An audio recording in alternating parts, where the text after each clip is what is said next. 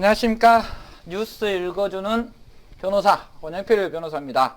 오늘은 임대차 뉴스가 좀 나와가지고요.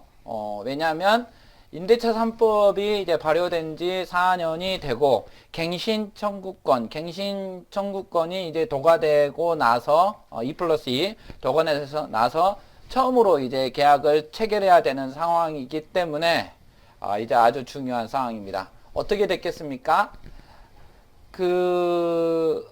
차임을, 임대, 전세 보증금 이렇게 눌러놨어요. 법으로 눌러놨으니까 이제 어떻게 되겠습니까? 임대인의 입장, 집 소유자의 입장에서는 이제 이번에 제대로 좀 받아야 되겠다라고 생각하지 않겠습니까? 왜냐하면 이번에 제대로 받지 못하면 또다시 4년 후에 받아야 되기 때문에 그렇습니다. 시장 상황이 아주 이상해져 버렸습니다.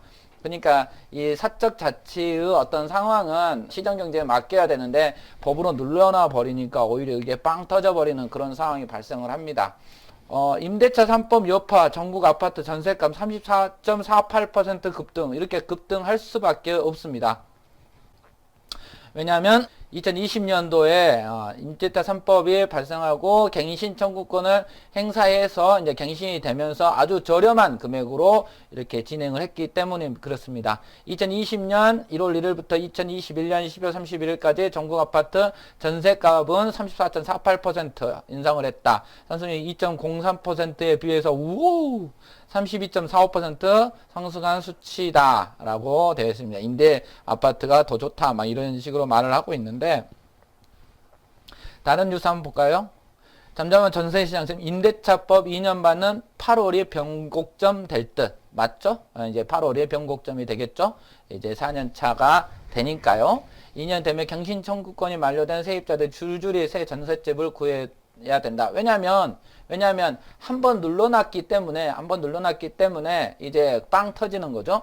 더욱이 제가 처음에 말씀드렸던 것처럼 그 4년을 보고 임대차 계약을 체결해야 되기 때문에 그렇습니다. 그러니까 2년에 한 번씩 계약을 체결하면 2년에 한 번씩 시장 상황을 보고 이렇게 하는데, 오히려 4년을 보고 계약을 체결해야 하기 때문에 나는 이 정도 받아야 되겠어 라고 하면서 이제 전세가가 이제 폭등을 하게 되는 것입니다.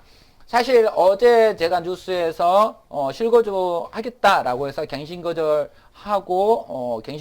실거주하다가 8개월 만에 매도했을 때 손해배상 책임이 인정되지 않는다는 어제 판례를 좀 본 적이 있는데, 그러니까 이 법이 좀 시장 상황을 계속 이렇게 들어와 버리니까 시장 상황이 왜곡되는 그런 상황이 좀 발생을 좀 하고 있습니다. 여하튼 요동칠 수 있다. 요동칠 수밖에 없죠. 이런 것들은 사실 제가 이제 법조인이고 경제 뭐 그런 것, 그러지 않는다고 하더라도 쉽게 예측을 할 수 있죠. 급등했다. 당연히 급등을 하겠죠. 왜냐하면 이제 4년을 기준으로 임대차 차임을 전세보증금을 생각해야 되기 때문에 그렇습니다. 5% 2020년 8월에 시행됐는데 임대료 임상폭이 5%로 이렇게 줄여버렸기 때문에 그 다음에 폭발하겠죠. 여하튼 오늘 뉴스는 그렇습니다. 좀 우울한데 좀 잘 진행이 됐으면 좋겠습니다. 전세가라는 것은 사실 이게 서민과 관련이 있는 것인데 이런 상황에서 뭐 어떻게 될지 모르겠습니다. 저는 이제 법을 보는 것이고, 전세가 이제 이게 법이기 때문에 법에서 풀려나는 순간 이제 폭발한다라는 거 그렇습니다. 오늘도 좋은 하루 되십시오. 권영필 변호사입니다.